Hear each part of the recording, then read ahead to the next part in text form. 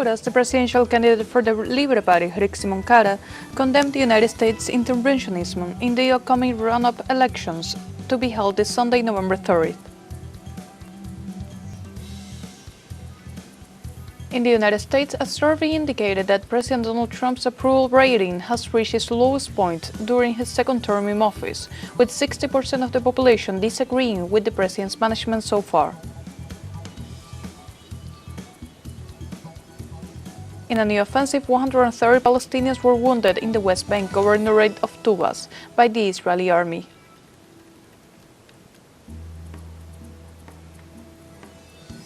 Hello, welcome to From the South. I'm Sophie Fernandez from the teleSUR studios in Havana, Cuba. We'll begin with the news. Stay with us.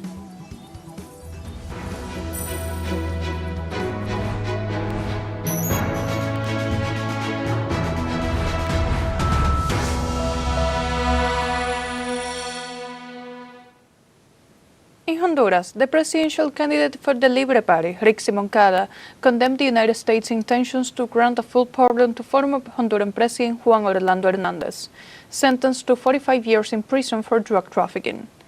On the eve of the 2025 general elections, Moncada recalled the economic decline and plundering that plagued the country during the narco-dictatorship led by Juan Orlando Hernandez between 2014 and 2022. In this regard, Moncada denounced Donald Trump's statements regarding pardoning the former Honduran president and asserted that this is a strategy to favor the right wing in the run-up to this Sunday's presidential elections. She also assured that the actions of third countries will not stop the will of the people to express themselves at the ballot box in rejection of corruption.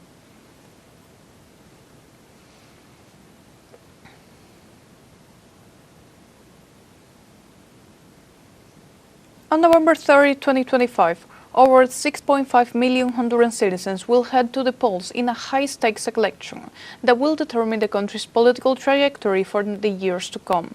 Let's take a look at the presidential candidates.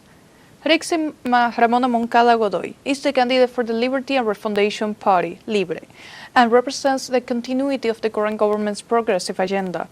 A lawyer, former judge, and a first woman to serve as Honduran's Minister of National Defense, Moncada has held key roles. She was key to the post-2009 resistance against the U.S.-backed coup that ousted President Manuel Zelaya and later helped found the Libre Party. She was appointed defense minister by President Castro amid perceived threats to national sovereignty.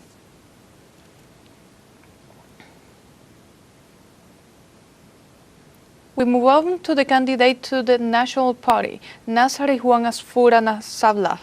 He is a wealthy construction magnate and former mayor of Tegucigalpa, and the candidate of Honduras' traditional right-wing establishment. Notably, he has been publicly endorsed by former U.S. President Donald Trump, who declared Asfura the candidate Washington could support and whom future U.S. aid allegedly depends.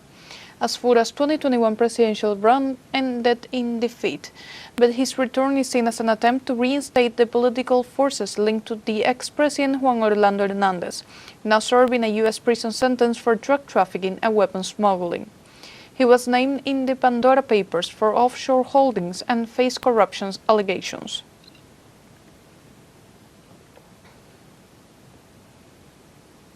And finally, we have the candidate for the Liberal Party, Salvador Alejandro Nasrallah Salum. He is the former TV host and engineer and represents a more unpredictable variability. Originally running as an anti-establishment figure, Nasrallah joined Libre's 2021 ticket as the first presidential designate after dropping his own candidacy only later to break with Castro's government. U.S. President Donald Trump recently accused him of pretending to be anti-communist just to split Asfura's vote. His current campaign attempts to position him as a centrist alternative, though the shift in alliance have raised questions about his consistency.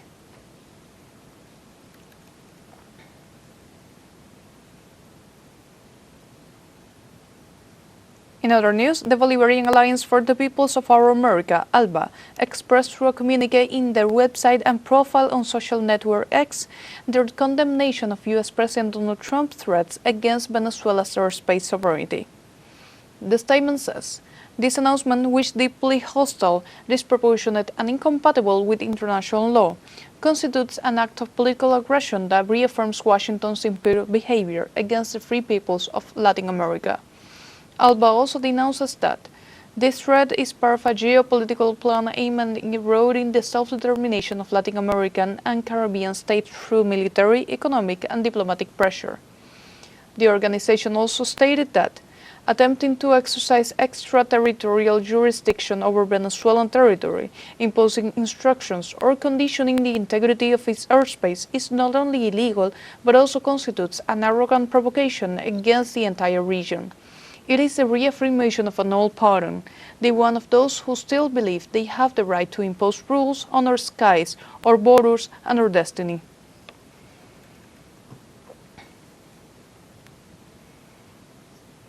Meanwhile, in Venezuela, the Bolivarian National Armed Forces strengthens its defense of the coast, where maneuvers are being conducted to guarantee the country's sovereignty.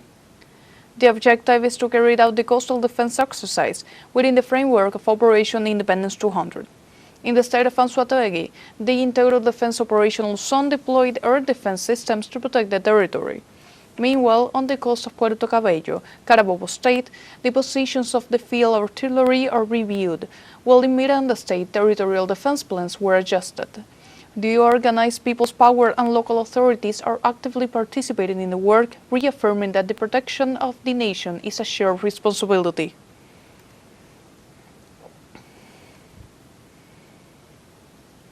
And now we have a short break coming up. But first, remember you can join us on TikTok at teleSUR English, where you will find news in different formats, news updates, and more. We'll be right back. Stay with us.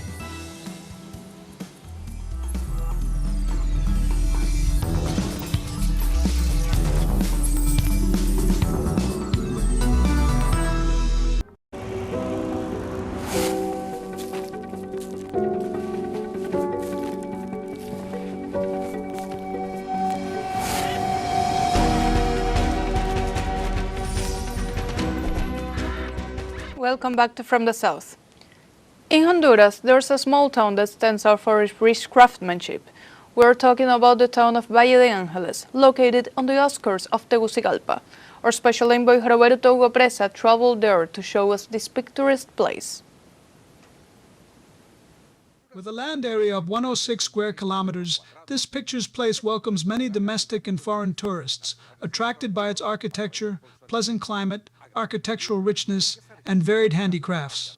Valle de Angeles is known as the crafting cradle of the Francisco Morazan department. In 1960, the first craft center in Valle de Angeles, called El Cava, was established. Unfortunately, it no longer exists, but we still have the artisans who continue to do their craft. Its craftsmanship is what has made Valle de Angeles a tourist destination for people looking for exclusive pieces made of leather, wood, and clay. Now we have created a mix of attractions.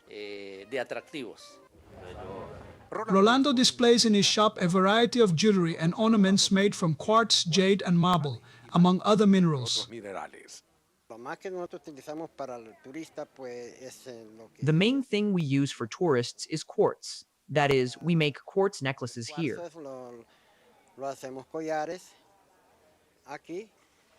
So the tourists who come here are national and international because many famous people from all over the world visit us here because we are number 50.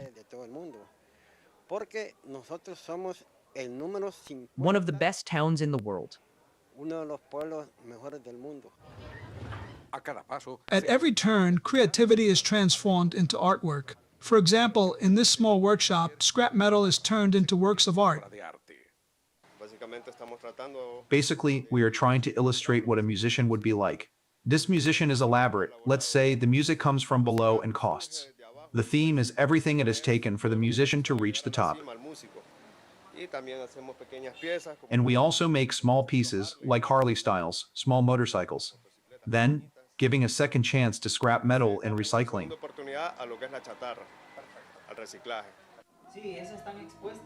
Culture and art also emerged from the heart of the people. Dennis Berrios paints from head to toe, and his works have crossed borders. His latest collection, exhibited in Rome and Mexico, portrays the suffering of migrants and is a silent cry of protest against the criminalization they endure. por la criminalización que sufren. The idea is to create a traveling exhibition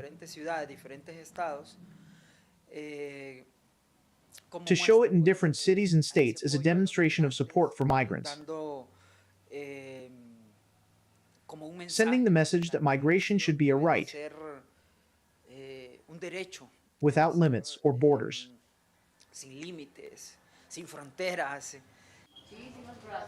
The people of this place are proud to show the world their cultural, architectural, artistic, gastronomic, and artisanal wealth, which generates tourism and boosts the local economy. Visa la economía local.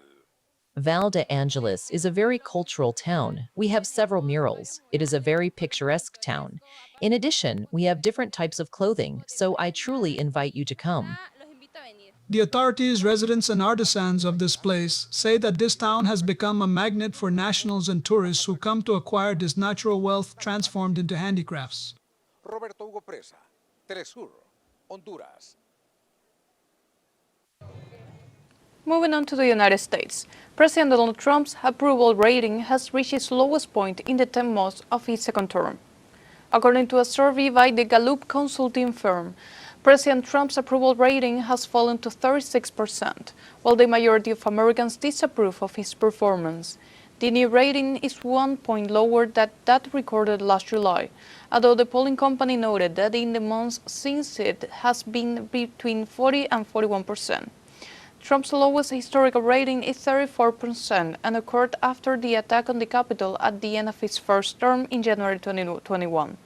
The poll indicates that 60% of Americans disapprove of the way the president has handled the affairs of the presidency since January 2025.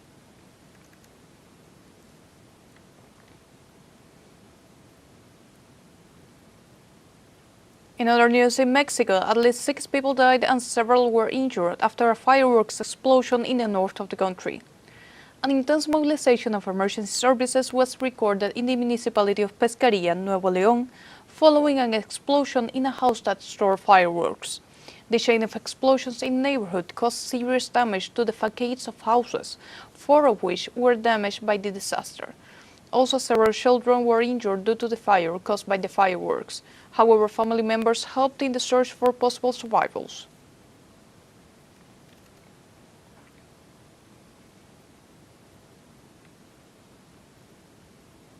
Meanwhile, in Peru, the armed forces were deployed to the border area with Chile after the unelected President José Jarrí declared a state of emergency in Tacna. Uniformed officers arrived at the Santa Rosa border complex to strengthen surveillance, coordinate joint operations, and improve response capacity at immigration checkpoints. The state of emergency of the border with Chile was declared to provide peace of mind in the face of the risk of unauthorized migrants entering the country. For his part, the Minister of Interior arrived in the tension-ridden area to coordinate additional measures with representatives of the Army, the National Police, Migration, as well as other regional and local institutions and authorities.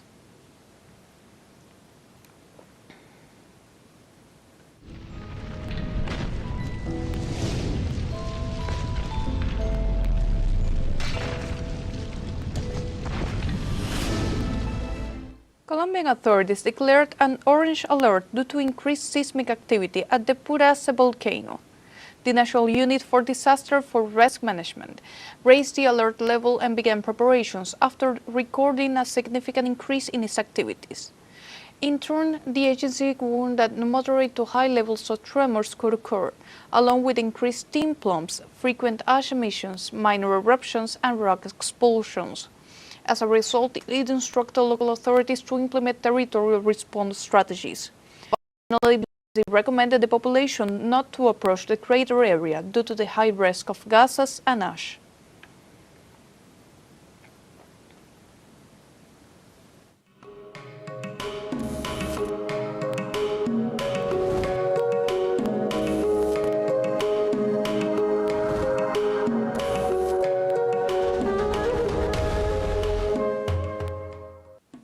In Venezuela, the second day of the International Tourism Fair is underway, with the participation of at least 35 countries.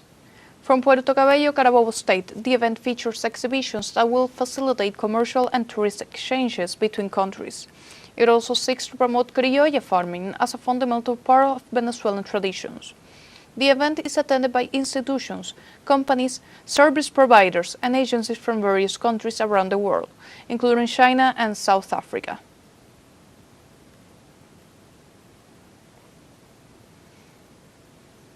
Meanwhile, in Mexico, the 5th edition of the original Mexican Textile Art Encounter took place, hosted by the National Museum of Anthropology. The Los Pinos Cultural Complex is hosting an event that brings together over 400 artisans who celebrate and defend our textile heritage. This event, which will run until November 30th, displays representative pieces from 17 states and reflects the cultural diversity of the country through rebosos, huipiles, and other textiles made using ancestral techniques. In addition, community workshops and spaces are offered for artisans to showcase their work, consolidating the event as a key element in the protection of cultural rights of indigenous and African Mexican peoples. In a new offensive, the Israeli army left 130 Palestinians wounded in the West Bank governorate of Tubas. Last Wednesday, Israeli army forces imposed a curfew in the area and deployed many troops, including commando units and the Menashe and Shorom brigades, emptying the village of Tamund and the Al-Farah refugee camp. Tubas Ambulance Services Director Odey Nidal reported that 66 injured people were taken to hospitals and the remaining injured received medical attention at the scene. Tubas Governor Ahmed al-Assad condemned the recent offensive and warned of the significant risk it poses to the people of Palestine.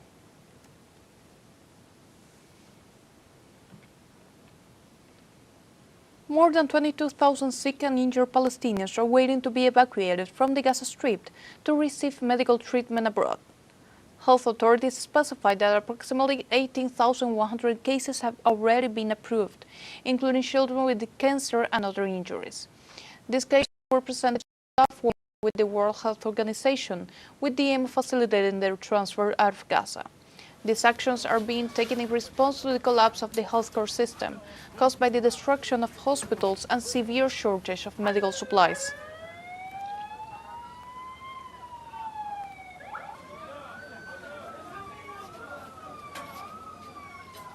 The Argentine Committee of Solidarity within the Palestinian people led a massive march that started from the Congress building and ended in Plaza de Mayo in Argentina.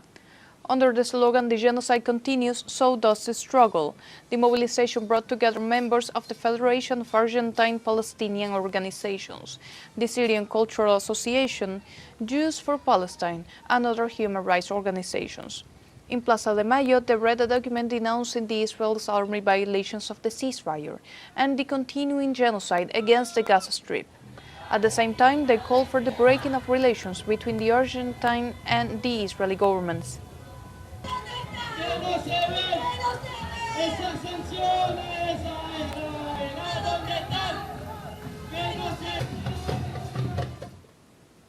At the same time, hundreds of Uruguayans paid tribute in Montevideo to the Palestinian children killed in Gaza with an emotional vigil. There was broad social and political consensus on the common need to denounce the genocide that took place in Palestine, ranging from popular movements to institutional sectors. Also, in a collective act from different spaces and with different voices, the victims were remembered by reading each of their names as part of the same tragic story. Finally, Uruguayan society once again expressed its solidarity with the peoples of Palestine in a new street mobilization. Que los ciudadanos locales estaban pidiendo una oportunidad así. Parte de esta historia de destrucción y muerte. Moving on to Spain, relatives of the victims of the floods that killed over 230 people in October 2024 rallied in Madrid on Saturday. The association that called for the protest demanded that the central government take more responsibility. Protesters marched to Puerta del Sol in the center of the city, waving Valencia flags. The natural disaster was one of Europe's deadliest in living history. Torrential rains caused the floods that swept through the hard-hit suburbs of Valencia and elsewhere. In Valencia, 229 people lost their lives, while another 8 died in other parts of Spain. Relatives of the victims protesting on Saturday also demanded resignation from the national government.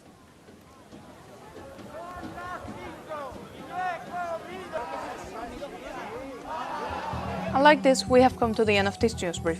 You can find this and many other stories on the website at telesurenglish.net. And join us on social media. We're on Facebook, X, Instagram, Telegram, and TikTok. For TeleSUR English, I'm Sophie Fernandez. Thank you for watching.